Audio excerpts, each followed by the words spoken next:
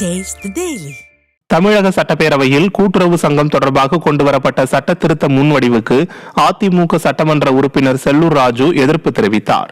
சட்டப்பேரவை கூட்டத்தொடரின் 2ஆம் நாளில் 7 சட்ட முன்வடிவுகள் அறிமுகம் செய்யப்பட்டது.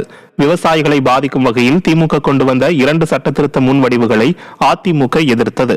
அதில் 2024ஆம் ஆண்டு தமிழ்நாடு கூட்டுறவு சங்கங்கள் சட்ட திருத்த முன்வடிவு அரசியல் உள்நோக்கம் கொண்டதால் எதிர்ப்பதாக பேரவையில் அதிமுக சார்பில் சட்டமன்ற உறுப்பினர் செல்லூர் ராஜு எதிர்ப்பை பதிவு செய்தார்.